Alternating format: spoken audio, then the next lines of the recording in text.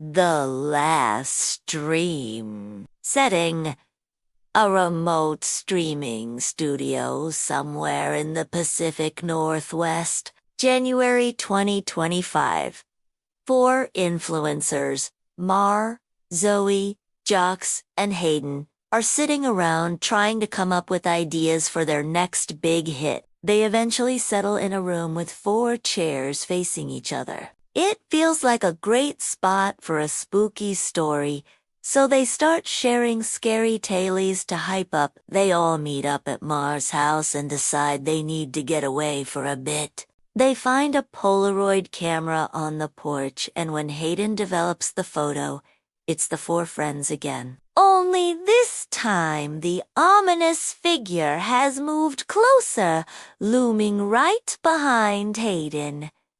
She picks up, and on the other end they can hear chains dragging. Then a voice whispers, "You can't hide." The line goes dead, and the scratching at the door turns violent. They hear crashing and banging as if someone's trying to claw their way inside. At one point, they stop for gas, and when they come back, they see him standing next to the car, looking at them with a twisted grin, and see the figure lumbering after them, dragging himself along the ground with his arms. But when they arrive, they find a crowd of people gathered on the beach taking photos and videos. The figure is standing in the middle of the crowd holding a Polaroid camera. When they look through the camera's viewfinder, they see a photo of themselves sitting on a nearby PR. Before they can react, he snaps the picture and the whole crowd parts,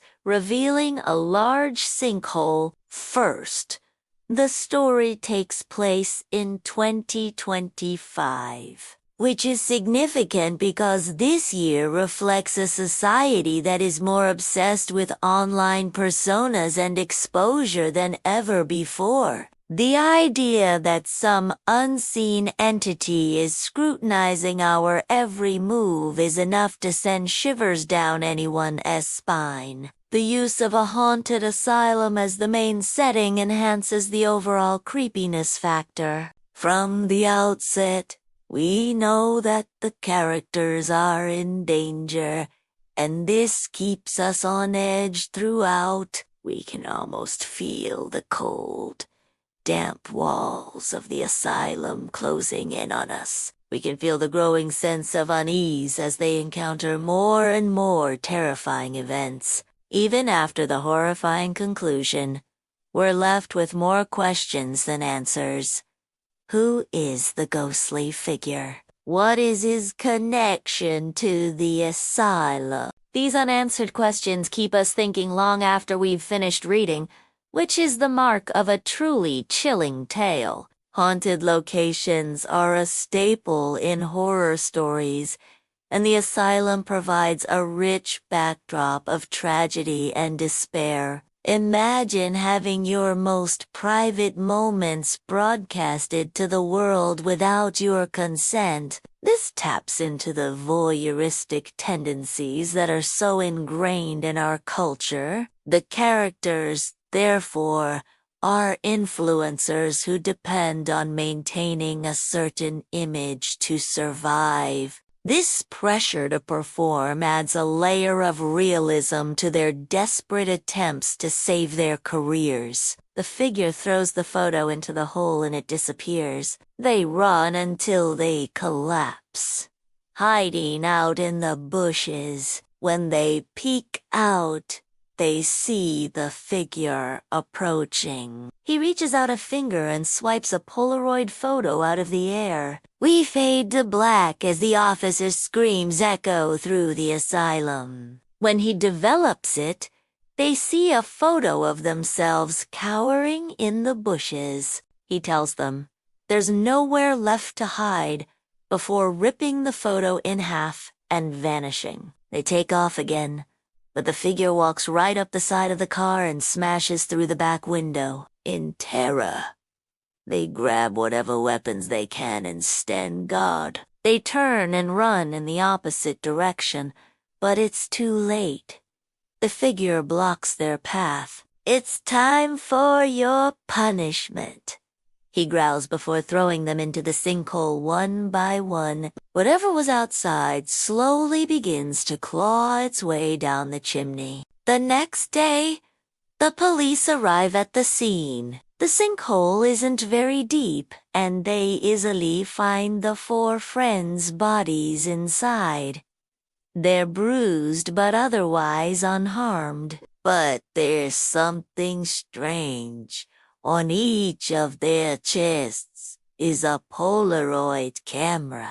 The officers snap a photo of the scene, unaware that the cameras have a strange effect. They freak out and lock all the doors, but that just makes the scratching worse. Then a rope ladder made of twisted branches slides down after it. The next morning after, of course, not sleeping at all, they go to check the damage and find that everything's fine. But then they find more Polaroids. The photos show the 4 friends at various locations around town and the woods, always with the same creepy figure looming closer and closer. In one photo, he's practically breathing down on Mar's neck. Something dark and skeletal begins climbing down, revealing itself to be a tall,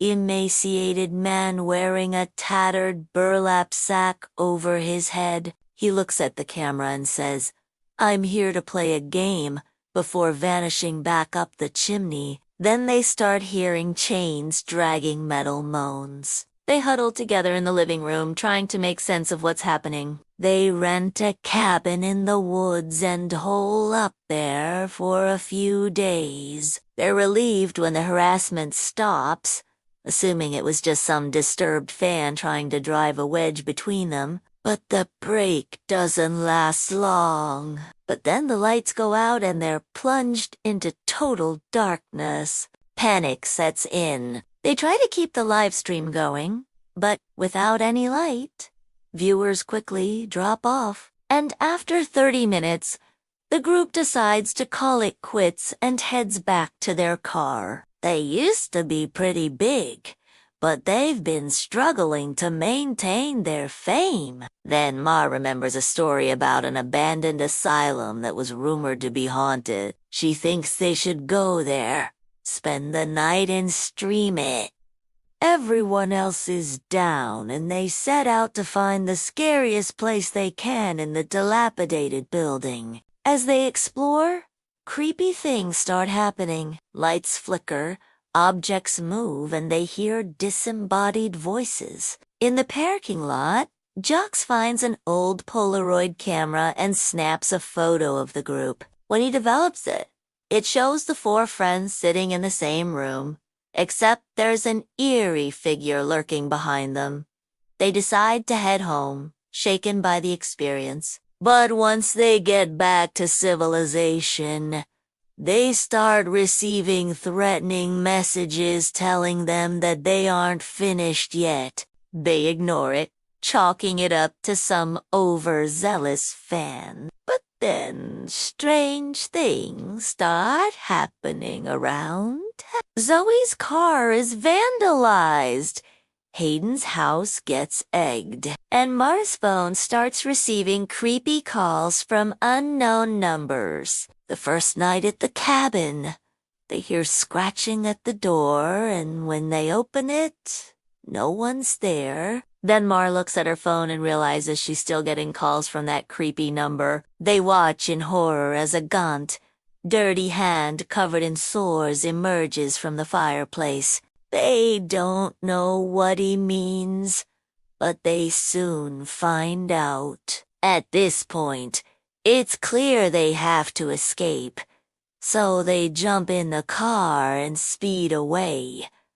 But the figure seems to be everywhere. They pull over and run into the woods. But as they're running, they look back, they leave the woods, and drive to the coast. Maybe the ocean will give them some peace. The 4 friends realize they're trapped and they must confront the creature. We cut to black. When the photos develop, the images reveal the four friends hanging upside down in the asylum, laughing maniacally. Now let's talk about why this story is so chilling. Second, the story plays into our primal fear of being watched. Third, the story capitalizes on our fascination with the occult. Fourth, the story creates a sense of dread through foreshadowing. Fifth, the story is immersive and atmospheric. The detailed descriptions of the settings and the characters' reactions allow us to experience the story firsthand. And finally, the story leaves us with a lingering sense of ambiguity.